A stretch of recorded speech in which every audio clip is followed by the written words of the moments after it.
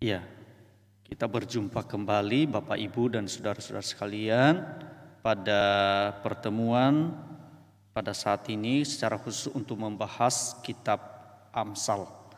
Nah, tentunya sebelum kita akan membahas hal itu Bapak Ibu dan saudara-saudara sekalian, kita berdoa dulu. Mari kita akan berdoa bersama-sama.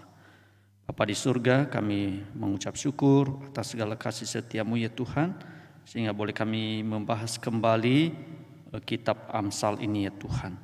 Dan kiranya Allah Roh Kudus yang menolong kami, memberikan kepekaan kepada kami, sehingga boleh kami mengerti rencana Tuhan, kehendak Tuhan, dan boleh kami lakukan, aplikasikan di dalam keseharian kami. Sehingga boleh kami menjadi alat perpanjangan tangan Tuhan, dimanapun Tuhan tempatkan kami. Terpujilah Engkau ya Tuhan. Di dalam nama Tuhan Yesus Kristus kami berdoa. Amin. Nah, Bapak Ibu dan saudara-saudara sekalian, pada kesempatan saat ini kita akan belajar kitab Amsal. Tentunya Bapak Ibu, kita harus belajar dulu mengenai latar belakang dari kitab Amsal ini dan juga nanti ciri-ciri khas dari Amsal ini dan sekaligus kira-kira apa tujuan dari kitab Amsal ini. Nah, oleh karena itu Bapak Ibu dan saudara-saudara sekalian, nanti juga kita akan belajar bersama-sama di dalam Amsal 1 ayat 1 sampai ayatnya yang ke-7. Oleh karena itu saya akan bacakan sebelum kita membahas berkaitan dengan latar belakang atau katakanlah pendahuluan dari kitab Amsal ini Bapak Ibu ya. Mari kita akan baca Amsal pasal 1 ayat yang pertama sampai ayatnya yang ke-7. Saya bacakan buat Bapak Ibu dan saudara-saudara sekalian ya. Tujuan Amsal ini. Amsal Salomo bin Daud Raja Israel untuk mengetahui hikmat dan didikan, untuk mengerti kata-kata yang bermakna, untuk menerima didikan yang menjadikan pandai serta kebenaran, keadilan dan kejujuran, untuk memberikan kecerdasan kepada orang yang tak berpengalaman dan pengetahuan serta kebijaksanaan kepada orang muda. Baik orang bijak mendengar dan menambah ilmu, dan baik orang yang berpengertian memperoleh bahan pertimbangan untuk mengerti amsal dan ibarat, perkataan dan teka-teki orang bijak. Takut akan Tuhan adalah permulaan pengetahuan, tetapi orang bodoh menghina hikmat dan didikan. Nah, Bapak Ibu dan saudara-saudara sekalian, perlu kita pahami berkaitan dengan latar belakang penulis Amsal ini, saudaranya. Nah, kitab Amsal merupakan satu kumpulan ucapan-ucapan bijak sebenarnya ya. Nah, kitab ini juga berisi hasil penelitian yang lengkap yang telah dikumpulkan oleh Salomo dalam hal ini, dan juga para penulis lainnya dari berbagai sumber. Nah, saudara, tidak hanya saja itu saudara, ditambahkan dengan pengalaman hidup mereka sendiri. Jadi pengalaman-pengalaman yang sudah mereka alami tentunya bersama-sama dengan Tuhan. Nah, Salomo adalah seorang model terkenal untuk hikmat kalau kita melihat di dalam bagian kebenaran firman Tuhan ini. Sama seperti kita menghubungkan Taurat dengan Musa dan Daud dengan Mazmur, maka kita menghubungkan hikmat dengan Salomo. Nah, kita melihat hal itu tadi di dalam bagian Amsal pasal pertama tadi ayat yang pertama, dan pasal 10 ayat yang pertama, dan pasal 25 ayat yang pertama. Nah, ada beberapa mengatakan bahwa kitab Amsal ini saudara, Salomo menuliskannya, yaitu misalnya pada saat dia muda. Jadi saudara, hal ini boleh kita melihat di dalam tulisan-tulisannya. Nah, di dalam, kalau kita melihat saudara, di dalam Kidung Agung, ia hanya menyebut dirinya sebagai Salomo. Nah, mungkin karena ia menulis sebelum naik tahta. Nah, kita bisa melihat hal-hal ini saudara ya. Tetapi setidak-tidaknya itu adalah salah satu yang harus kita perhatikan bersama-sama. Nah, ketika hal itu dipenuhi oleh Roh Kudus, maka dia akan menulis kitab Amsal itu, dan juga pengkhotbah. Nah, di dalam Kidung Agungnya saudara, seperti yang saya sudah mengatakan tadi bahwa ia hanya menyebut dirinya sebagai Salomo. Mungkin ia menulisnya sebelum naik tahta, ketika dipenuhi Roh Kudus lalu dia menulis surat itu. Nah, secara khusus saudara, di dalam judul Amsalnya ia menyebut dirinya sebagai Salomo bin Daud, Raja Israel. Sebab pada waktu itu ia memerintah atas seluruh Israel. Nah, dalam judul pengkhotbah ia menyebut dirinya sebagai anak Daud, Raja Yerusalem. Karena mungkin pada waktu itu pengaruhnya atas suku-suku yang jauh sudah mulai berkurang saudara ya. Dan pemerintahannya terbatas di sekitar Yerusalem saja. Nah, kalau kita melihat hal itu di dalam 1 Raja pasal 4 ayatnya yang ke-32 saudara, Salomo menghasilkan 3.000 amsal saudara ya. Jadi tidak sungguh banyak saudara ya. 3.000 amsal itu bukan perkara yang sedikit saudara ya. Tetapi itu adalah sesuatu hal yang besar. Dan 1.005 nyanyian semasa hidupnya. Jadi cukup banyak sekali karena Tuhan pakai Salomo dalam hal ini.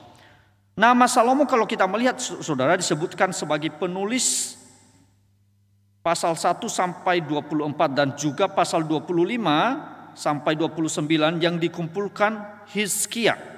Nah, kita melihat hal itu di dalam Amsal 25 ayat 1 dan juga 2 Tawarik pasal 29 ayat 25 sampai 30.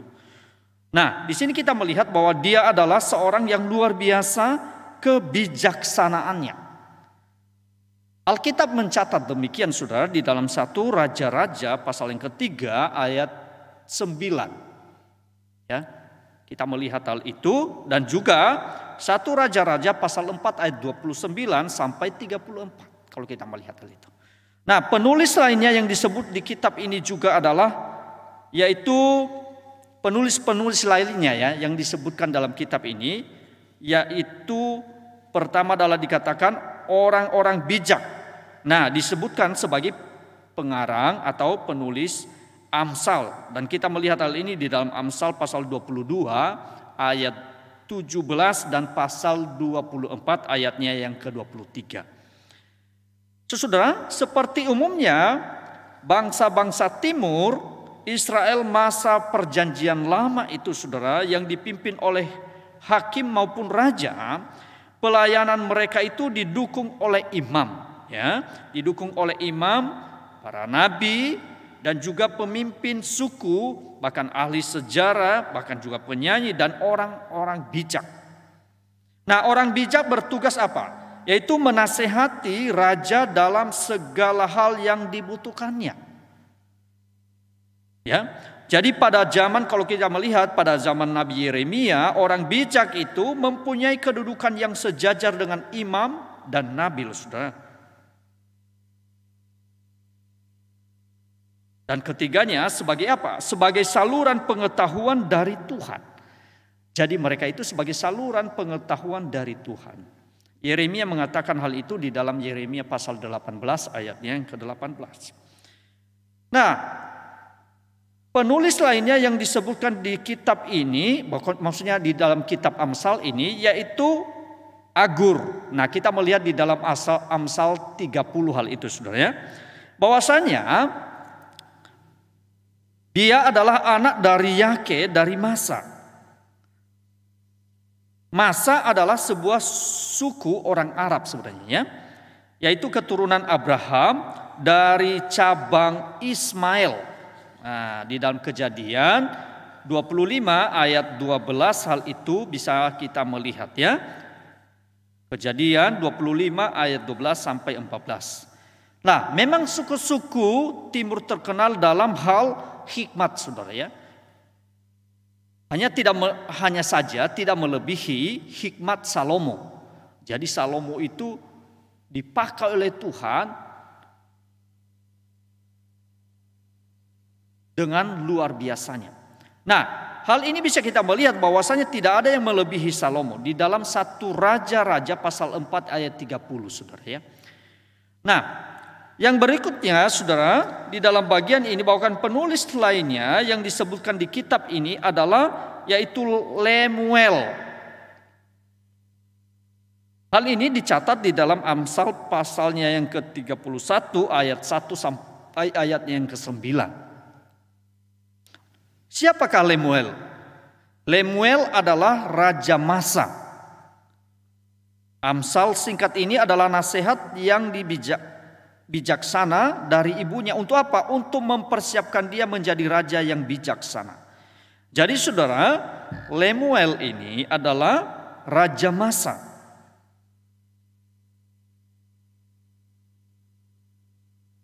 Dan yang berikutnya saudara, kita melihat penulis lainnya saudara, yaitu anonim. Kita melihat hal ini saudara di dalam Amsal 31 ayat 10 sampai 31. Jadi pasal 31 ayat 10 sampai 31. Kalau kita melihat hal itu bahwa yang merupakan sebuah puisi akrostik. Maksudnya akrostik itu yaitu apa? Menurut abjad. Nah, kalau kita melihat tentang karakteristiknya itu istri yang cakap menceritakan hal itu. Jadi saudara, bisa kita melihat satu latar belakang dari penulis atau siapa penulis juga dari kitab Amsal ini. Nah, hal yang kedua yang perlu kita perhatikan ciri-ciri khas dari kitab Amsal ini Bapak Ibu. Kalau kita melihat dibandingkan kitab-kitab lain di dalam Alkitab, kitab Amsal memiliki keunikan tersendiri. Keunikan dan keistimewaan tersendiri, saudara. Kalau kita melihat kitab-kitab lain berupa pemaparan perintah-perintah Tuhan misalnya ya. Kalau kitab-kitab lain misalnya ya, yang berisi atau pemaparan atau yang disampaikan mengenai perintah-perintah Tuhan. Misalnya di dalam Imamat, misalnya di dalam Ulangan. Nah, hal yang lain kalau kita melihat kitab lain saudara berbeda, yaitu narasi teologis. Dan misalnya hal itu bisa kita menemukan dalam Kejadian, Keluaran, Bilangan, Yosua, Ester. Dan juga kalau kita melihat di dalam berkaitan dengan percakapan, dialog. Ada dialog, itu bisa kita melihat hal itu misalnya di dalam kitab Ayub. Maupun juga kalau kita melihat di dalam kitab yang lain, nyanyian, ada nyanyian. Ya, bisa kita menemukan hal itu di dalam Mazmur. Nah, kitab Amsal berisi nasihat-nasihat praktis. Jadi kitab Amsal ini berisi dengan apa? Berisi nasihat-nasihat praktis yang disampaikan, diutarakan, yang berkaitan dengan kehidupan, realita kehidupan manusia di dalam dunia ini. Bukan hal yang lain, bukan realitas saudara, bukan. Maksudnya apa? Itu praktis, nyata di dalam kehidupan kita hari demi hari. Nah saudaraku yang dikasihi Tuhan, memang ada beberapa hal yang menyimpulkan sebenarnya bahwa di dalam kitab Amsal itu ada yang menjadi ciri khas tersendiri selain hal-hal yang lain tadi yang telah saya sampaikan, yaitu yang pertama itu bahwasanya hikmat bukannya dikaitkan dengan kepandaian atau pengetahuan yang luas, tetapi dihubungkan langsung dengan takut akan Tuhan. Jadi ini ciri khas tersendiri saudara ya, bahwasanya hikmat itu dikaitkan dengan takut akan Tuhan. Lah hal ini bisa kita melihat di dalam Amsal pasal 1 tadi ayatnya yang ke-7 Bapak Ibu. Yang kedua saudara, jadi dia mengatakan di sana bahwa jadi orang berhikmat adalah mereka yang mengenal Tuhan dan mentaati perintah-perintahnya. Takut akan Tuhan ditekankan berulang-ulang di dalam kitab ini, maksudnya di dalam kitab Amsal ini. Dan sangat sangat kelihatan hal itu Bapak Ibu. Misalnya di dalam Amsal pasal pertama ayat yang ke-7, pasal 29,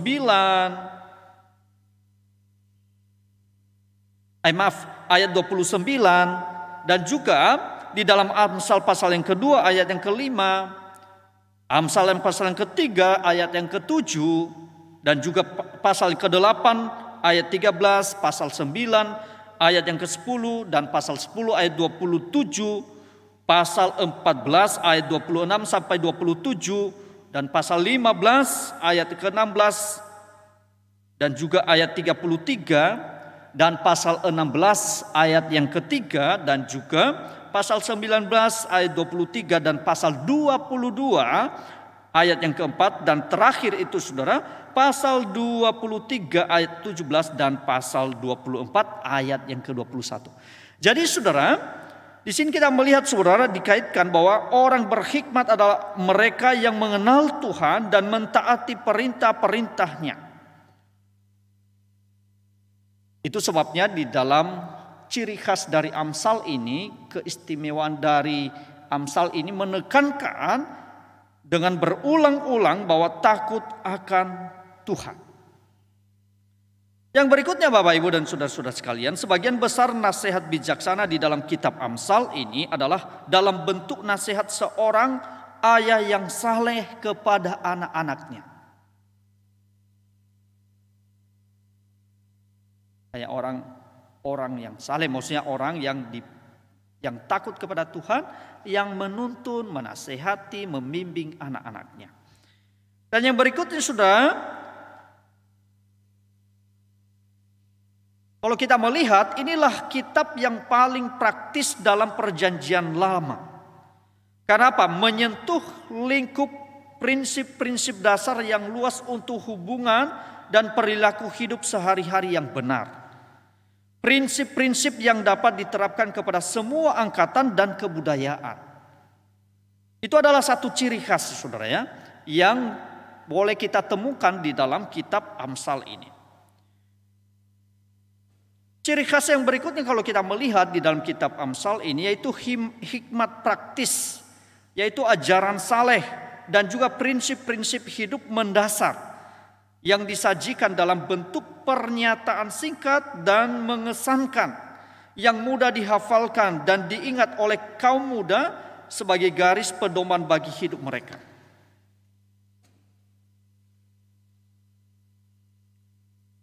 Yang berikutnya saudara, ciri khas yang unik, yang spesial di dalam kitab Amsal ini yaitu apa? Keluarga menduduki tempat penting yang menentukan dalam kitab Amsal, bahkan seperti dalam perjanjian Tuhan dengan Israel. Misalnya kita ketemukan hal itu di dalam Keluaran pasal 20 ayat 12, ayat 14 dan 17 dan juga Ulangan pasal 6 ayat 1 sampai 9. Bapak Ibu bisa membuka di rumah ya. Jadi dosa-dosa yang melanggar maksud Tuhan bagi keluarga disingkapkan secara khusus dan diberi peringatan. Yang berikutnya apa? Ciri khas dari kitab Amsal ini yaitu apa? Yang berikutnya ciri sastra yang menonjol dalam Amsal ini ialah yaitu banyak menggunakan bahasa kiasan yang hidup, perbandingan dan perbedaan, ajaran singkat dan juga pengulangan. Itu adalah satu ciri khas di dalam kitab Amsal ini. Dan yang terakhir saudara, kalau kita melihat di dalam bagian ini bahwasanya ciri khasnya itu istri dan ibu bijaksana yang digambarkan pada akhir kitab Amsal, yaitu Amsal 31 ayat 10 sampai 31. Ini adalah satu hal yang unik saudara dalam sastra kuno karena apa? Pandangan yang tinggi dan mulia tentang seorang wanita bijak. Dan yang berikutnya saudara di dalam bagian ini bahwasanya nasihat berhikmat dalam kitab Amsal itu merupakan pendahulu perjanjian lama bagi banyak nasihat praktis yang terdapat di dalam surat-surat perjanjian baru. Kita melihat saudara bahwasanya penggenapan perjanjian baru itu nyata saudara ya. Hikmat diwujudkan di dalam pasal 8, yaitu Amsal pasal 8 ayat 1 sampai 36. Yang mengatakan dengan cara yang mirip dengan perwujudan firman dalam kitab Yohanes, bahwa Hikmat itu ikut terlibat di dalam penciptaan, terkait dengan asal-usul kehidupan biologis dan rohani. Dapat diterapkan pada hidup yang benar dan bermoral, dan juga tersedia bagi mereka yang mencarinya. Dalam hidupnya, kalau kita melihat di dalam Perjanjian Baru, Yesus Kristus Tuhan juga banyak menggunakan ajaran-ajaran kitab Amsal ini dalam Injil. Namun tidak dalam arti dikutip secara langsung, saudara ya. Tidak ya, kalau kita bisa memperhatikan hal itu secara tersirat, kalau kita melihat di dalam Lukas pasal 14 ayat 7 sampai 11. Dan juga kita bisa bandingkan hal ini dengan Amsal 25 ayat 6 sampai yang ke-7. Dan juga kalau kita melihat bagaimana perkataan-perkataan Tuhan Yesus di dalam Matius pasal yang ke-7 ayat 24 sampai 27, dan kita bisa membandingkan hal itu dengan apa? Amsal pasal 14 ayat yang ke-11. Dan juga Lukas pasal yang 12 ayat 20 kalau kita bandingkan dengan Amsal 27 ayat 1. Dan di dalam Perjanjian Baru itu kalau kita melihat saudara di dalam Yohanes ayat pasal 3, maksudnya Yohanes pasal 3 ayat 13, bisa kita membandingkan hal itu di dalam Amsal 30 ayatnya yang keempat. Jadi bisa kita melihat tentang penggenapan di dalam Perjanjian Baru. Nah saudara, pada akhirnya hikmat Amsal itu diungkapkan dengan sempurna dalam Yesus Kristus Tuhan yang lebih daripada Salomo. Jadi selalu ini saudara ya, bahwasanya pada akhirnya hikmat Amsal itu diungkapkan dengan sempurna dalam Yesus Kristus Tuhan yang lebih daripada Salomo, yang telah menjadi hikmat bagi kita. Dan yang di dalam dialah tersembunyi segala harta, hikmat dan pengetahuan. Jadi bisa kita melihat hal itu Kolose pasal yang kedua ayat yang ketiga. Ada beberapa orang yang berkatakan bahwa hikmat kitab Amsal yang singkat ini berlaku untuk kita semua tanpa pandang umur, jenis kelamin, kekayaan atau kepandaian. Jadi kitab Amsal itu memberikan kebenaran yang bermanfaat bagi semua umat manusia. Secara khusus tentunya kepada kita orang-orang yang percaya kepada Tuhan.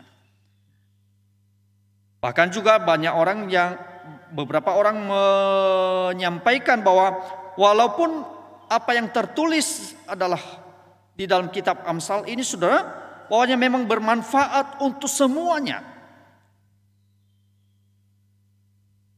Tidak hanya satu orang saja, tetapi itu untuk berguna, bermanfaat bagi semua orang. Yang penting Bapak Ibu dan saudara-saudara sekalian, bahwa prinsip yang sama juga perlu kita terapkan di dalam kehidupan kita sebagai anak-anak Tuhan.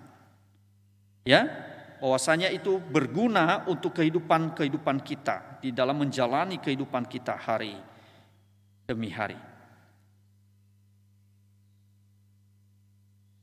Yang ketiga saudara, tujuan.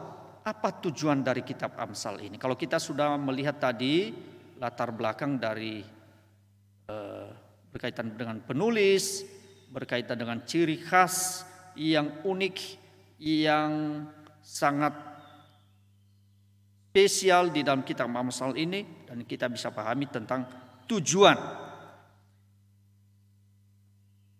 Kitab Amsal ini ditujukan kepada setiap orang yang cukup bijaksana untuk mendengar, yang mau mendengar, yang rindu untuk mendengar. Jelas orang bijaksana mau mendengar nasihat, sedangkan orang bodoh tidak suka mendengar.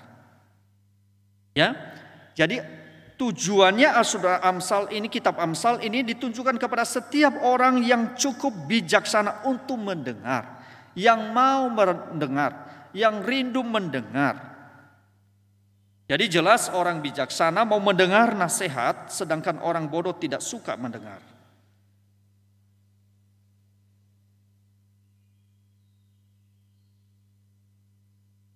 Saudara, tujuan kitab Amsal ini agar kita dapat menjadi lebih bijaksana dalam kehidupan ini. Sekali lagi Bapak Ibu, tujuan kitab Amsal ini supaya apa? Supaya kita dapat menjadi lebih bijaksana di dalam kehidupan ini. Menyikapi peristiwa-peristiwa yang terjadi, menyikapi hal-hal yang bisa terjadi dalam hidup ini, saudara ya. Tujuan kitab Amsal ini dapat diketahui dengan mudah melalui apa? Pemunculan kalau kita melihat kata untuk, kalau kita melihat di dalam pasal yang pertama itu untuk kata untuk. Di bagian prolog pasal pertama, ayat pertama sampai ayat yang ke-7, yaitu apa? Memberikan hikmat dan pengertian mengenai perilaku yang bijak. Tidak hanya saja bijak, tapi kebenaran, keadilan, dan kejujuran. Nah, kita melihat hal itu saudara di dalam bagian kebenaran firman Tuhan tadi yang mengatakan untuk. Nah, untuk apa? Mengetahui apa?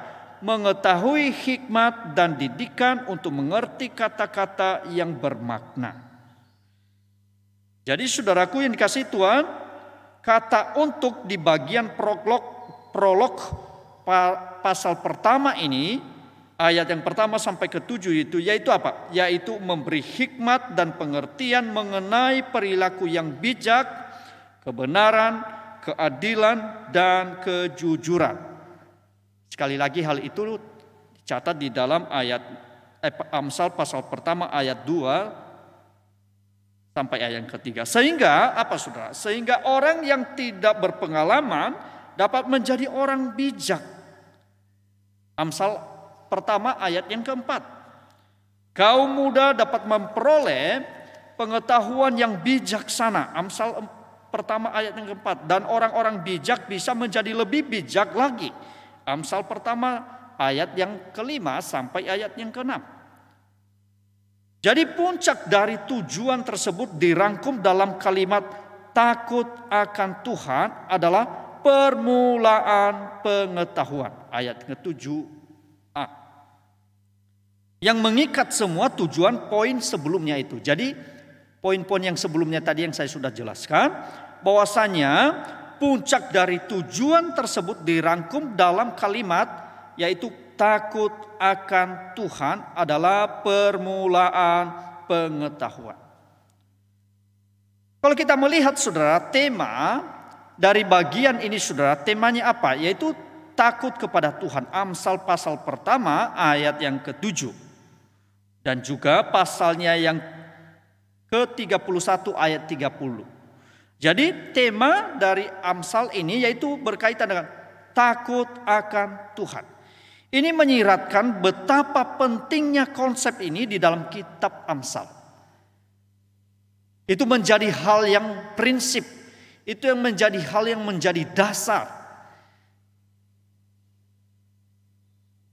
Saudara, tema penting. Sekali lagi tema Amsal ini yaitu dia berbicara mengenai takut kepada Tuhan.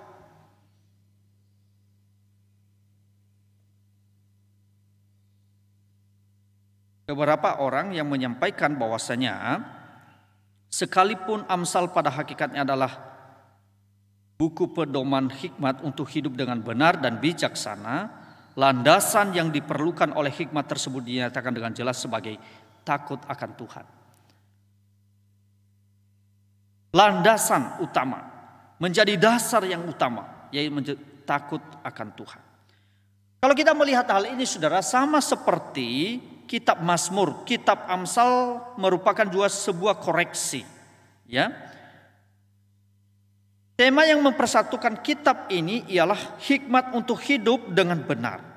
Sebuah hikmat yang berawal dari tunduk dengan rendah hati kepada Tuhan dan kemudian mengalir kepada semua bidang kehidupan ini. Jadi saudara, seseorang yang takut kepada Tuhan akan mengalir kepada semua lini kehidupan ini.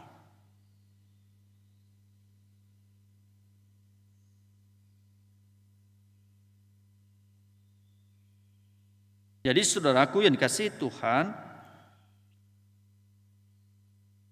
tidak hanya saja itu, kitab Amsal juga berbicara bagaimana mengelola masalah seseorang secara praktis dalam dunia yang dimiliki oleh Tuhan ini. Jadi Amsal itu bukanlah sekedar teori saudara ya, atau upaya pencarian manusia, tetapi wahyu Tuhan. Sekali lagi Bapak Ibu Saudara, Amsal ini bukanlah teori atau bukan hasil ide manusia, prakarsa manusia, bukan juga hasil upaya pencarian manusia, tetapi sekali lagi yang perlu kita garis bawahi bahwa Amsal ini adalah wahyu Tuhan.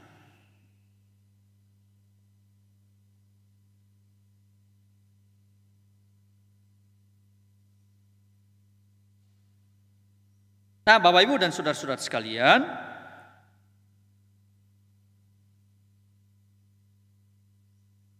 seperti yang sudah saya membacakan di dalam ayat yang pertama tadi Bapak Ibu, kita melihat di dalam bagaimana di dalam Amsal ini sebenarnya.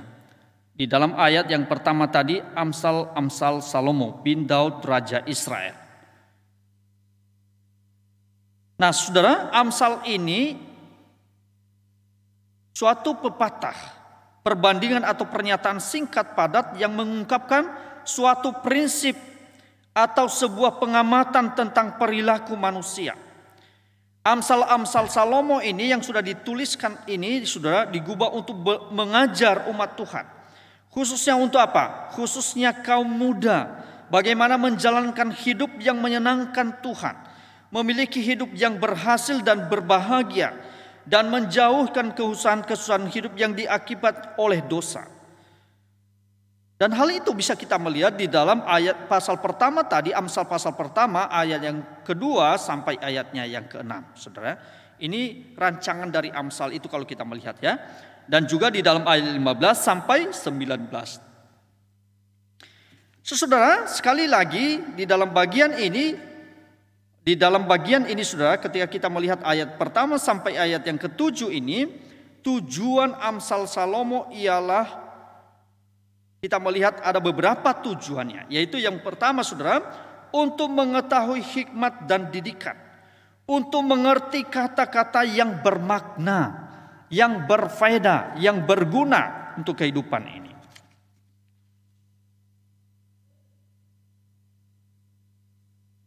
Berikutnya saudara, tujuan dari kitab Salomo ini atau rancangan di dalam Amsal ini saudara, yaitu untuk menerima didikan yang menjadikan pandai serta kebenaran, keadilan dan kejujuran. Setiap kali orang ya tidak mau menerima tentang hal ini saudara. Tetapi saudara, dia bertujuan untuk menerima didikan yang menjadikan seseorang itu pandai. Seseorang itu bisa memiliki satu pertimbangan-pertimbangan serta kebenaran-kebenaran, keadilan dan kejujuran, saudara. Hal ini disampaikan di dalam ayatnya yang ketiga, saudara. Saya bacakan buat Bapak Ibu sekali lagi ya. Untuk menerima didikan yang menjadikan pandai serta kebenaran, keadilan dan kejujuran. Dan yang berikutnya saudara, tujuannya saudara atau rancangan di dalam Amsal ini saudara, yaitu untuk memberikan kecerdasan kepada orang yang tidak berpengalaman. Dan juga pengetahuan serta kebijaksanaan kepada orang muda. Ya, mendidik orang-orang muda yang kadang-kadang gambaran orang muda itu saudara ya tidak labil dalam kehidupan mereka. Dan juga energik saudara. Ya, memiliki ide-ide. Nah, saudaraku yang dikasihi Tuhan, tujuan daripada Salomo ini, Amsal ini saudara, yaitu untuk memberikan kecerdasan kepada siapa? Yaitu kepada orang yang tidak berpengalaman. Yang mendidik mereka di sana. Kepada siapa lagi? Yaitu kepada mereka yang tidak ada pengetahuan serta tidak memiliki kebijaksanaan. Dan secara khusus kepada orang-orang muda. Hal ini kita bisa melihat di dalam ayatnya yang keempat ya Bapak Ibu. Dia mengatakan demikian ya, untuk memberikan kecerdasan kepada orang yang tak berpengalaman dan pengetahuan serta kebijaksanaan kepada orang muda.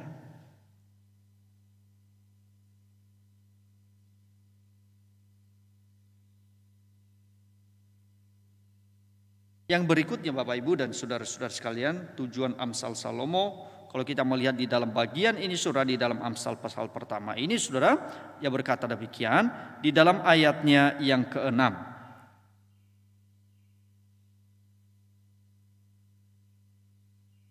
Ayat yang ke-6, ia berkata demikian, untuk mengerti amsal dan ibarat, perkataan dan teka-teki orang bijak. Artinya apa saudara? Untuk mengerti amsal dan ibarat, perkataan dan teka-teki orang bijak. Hikmat itu berasal dari Tuhan yang memberikan pengertian kepada mereka yang menghormati dan menaatinya. Rupanya sumbernya itu Bapak Ibu sekali lagi, sumbernya itu dari Tuhan. Asalnya itu dari Tuhan.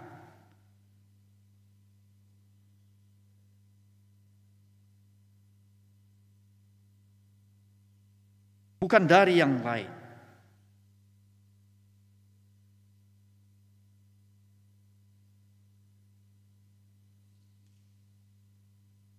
Bukan dari hal-hal yang lain sekali lagi.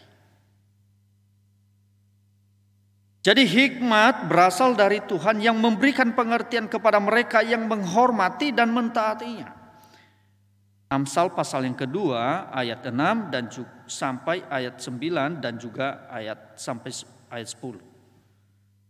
Jadi Salomo raja ketiga Israel mengubah banyak Amsal ini. Di kitab Amsal ini kita melihat Salomo tidak membedakan istilah pengetahuan dan hikmat. Keduanya dipakai silih berganti untuk apa? Mewakili makna yang sama, yaitu bijaksana. Hikmat berawal dari kemampuan untuk melihat dan mendengarkan. Pada permulaan masa pemerintahannya kalau kita melihat Bapak Ibu, Salomo itu berdoa, berikanlah kepada hambamu ini hati yang faham.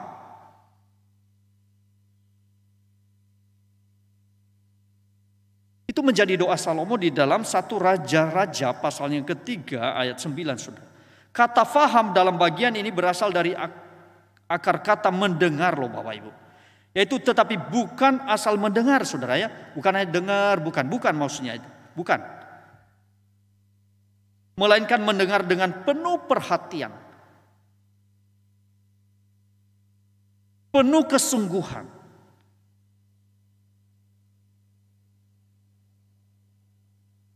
Jadi sekali lagi saudara, kata paham berasal dari akar kata mendengar. Tetapi bukan asal mendengar, melainkan apa? Mendengar dengan penuh perhatian, dengan sungguh-sungguh. Jadi kalau kita melihat Bapak Ibu, orang Yahudi kuno tidak membedakan antara mendengar dan mentaati sama-sama. Ya, tidak taat berarti mengabaikan atau tidak mau mendengar petunjuk. Jadi saudara kalau kita melihat di dalam bagian itu Tuhan mengabulkan permohonannya itu, maksudnya permohonan Salomo tadi yang diungkapkannya di dalam 1 Raja-Raja pasal yang ketiga ayat 9 itu. Tetapi saudara, di kemudian hari Salomo sendiri tidak mengikuti hikmat yang dianugerahkan Tuhan kepadanya. Karena apa? Karena gagal untuk bertekun dalam takut akan Tuhan. Hati Salomo itu menyimpang dari Tuhan.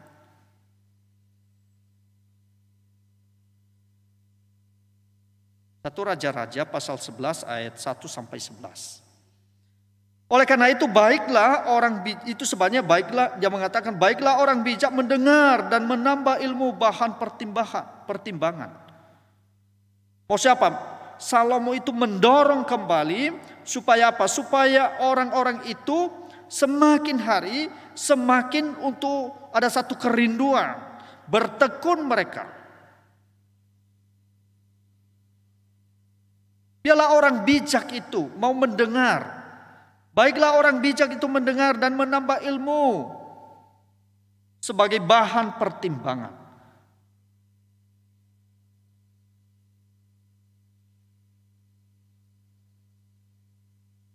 Artinya apa saudara? Sebenarnya kalau umpamanya seseorang itu semakin hari dia menggumuli bersama-sama dengan Tuhan melalui firman Tuhan tentunya Bapak Ibu ya. Ada pertimbangan-pertimbangan yang Tuhan taruh di dalam kehidupannya.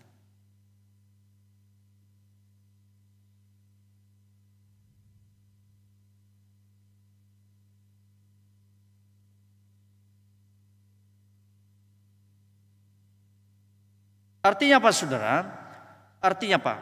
Siapa yang mau menambah ilmu harus mempelajari kitab suci. Orang yang bijak dengan menambah ilmu tidak saja bermanfaat bagi dirinya sendiri, tetapi juga bagi orang lain.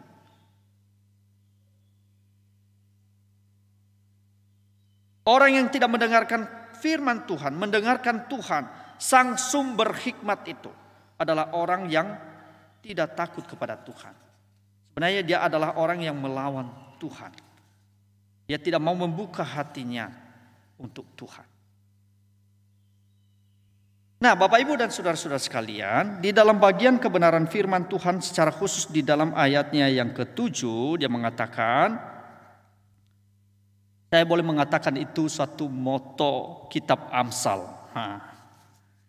Saudara, di dalam ayat yang ke-7 itu bisa kita melihat bagaimana pernyataan dari Amsal ya. Dia bilang begini, ayat yang ke-7, takut akan Tuhan adalah permulaan pengetahuan, tetapi orang bodoh menghina hikmat dan didikan. Bapak Ibu, istilah takut akan Tuhan adalah anonim sebuah ekspresi yang umum dalam kitab Mazmur dan hal-hal yang lain. Dan kita melihat hal ini Bapak Ibu dan Saudara, di dalam frasa ini dipakai sebanyak 14 kali dalam kitab Amsal. Takut akan Tuhan dan seterusnya. Nah, secara khusus ayat yang ke-7 ini merupakan satu moto seluruh kitab Amsal ini.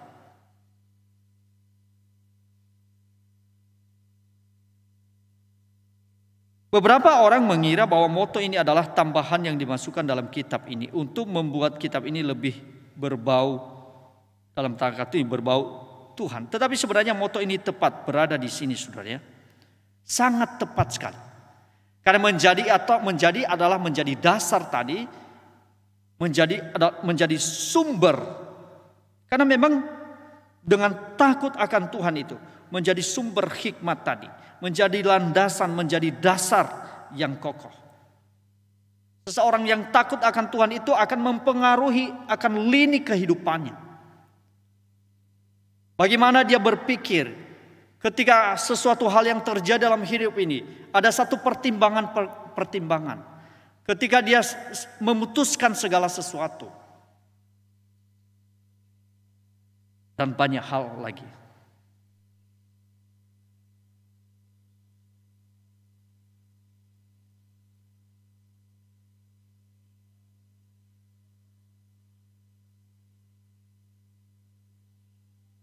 Saudaraku yang dikasihi Tuhan, jadi takut akan Tuhan itu adalah seseorang yang bersandar sepenuhnya kepada Tuhan. Takut kepada Tuhan itu menyadari bahwa ada rasa kagum dan rasa hormatnya kepada yang Maha Kuasa, kepada Allah. Mereka beribadah kepada Tuhan dengan takut, dengan gemetar di hadapan Tuhan.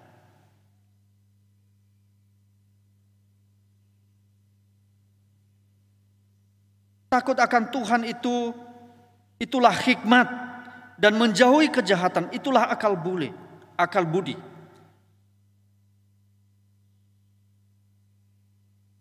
Jadi saudara, takut akan Tuhan itu juga memiliki pengertian yang sama. Kalau kita melihat saudara, mengandung pengertian, mengandung pemahaman. Di dalam Amsal pasal yang ke-8 ayat 13 mengandung maksud yang serupa. Takut akan Tuhan ialah apa? Yaitu membenci kejahatan.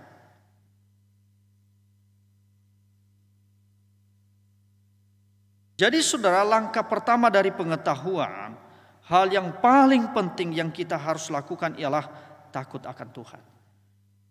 Mendorong kita, memotivasi kita, mengajari kita.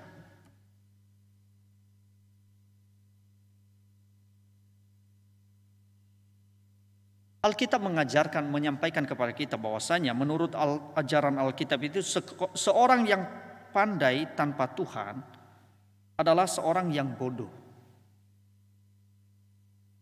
Tetapi orang yang rendah hati, kurang berpendidikan namun saleh di mata Tuhan, orang itu adalah sungguh bijaksana.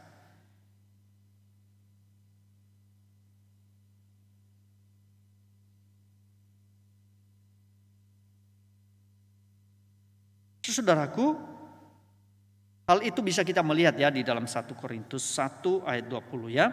Jadi Alkitab selalu mengajarkan kepada kita seorang yang pandai tanpa Tuhan adalah seorang yang bodoh. Jadi maksud itu bukan dasar ilmu pengetahuannya, oh orang ini bijaksana, bukan saudara.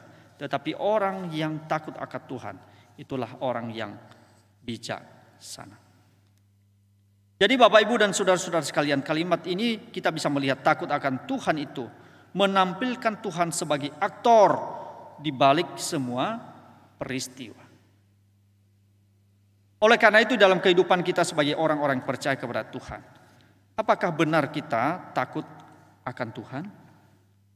Takut kepada Allah di dalam hidup kita? Kalau tadi saudara pengertian takut akan Tuhan, membenci dosa, dan juga membawa rasa kagum kita kepada Tuhan. Tidak hanya saja membawa kita rasa kagum kita kepada Tuhan, tetapi memperbaharui hidup kita hari ke hari. Sehingga sungguh-sungguh di seluruh lini kehidupan ini, kita boleh menyatakan tentang apa? Kemurahan Tuhan. Kita boleh menampakkan tentang bagaimana karya Allah di dalam Yesus Kristus itu dinyatakan. Saudara, kiranya hal ini menolong setiap kita di dalam pembelajaran kita, khususnya di dalam pendahuluan kitab Amsal ini. Dan juga saya sudah menyampaikan tadi berkaitan dengan latar belakang penulis, ciri khasnya, dan juga tujuan-tujuan dari Amsal yang boleh kita bahas pada saat ini. Kiranya Tuhan sendiri yang terus bekerja, berkarya di dalam hidup kita sebagai anak-anaknya. Mari kita berdoa. Tuhan Yesus, terima kasih pada saat ini kami telah belajar berkaitan dengan pendahuluan dari kitab Amsal ini. Kiranya Tuhan tambah-tambahkan hikmat-Mu kepada kami ya Tuhan, sehingga boleh kami mengelola kehidupan ini seturut dengan kehendak-Mu. Dan boleh kami juga aplikasikan di dalam keseharian kami sebagai orang-orang yang mengasihi dan takut akan Tuhan. Terpujilah Engkau ya Tuhan, berkatilah seluruh jemaat-Mu dan juga hamba-Mu yang telah menguraikan sebagian kecil daripada firman-Mu. Ajar kami untuk lebih giat lagi untuk mencari tahu akan kebenaran-kebenaran-Mu di dalam Alkitab. Di dalam nama Tuhan kami Yesus Kristus kami berdoa. Haleluya. Amin.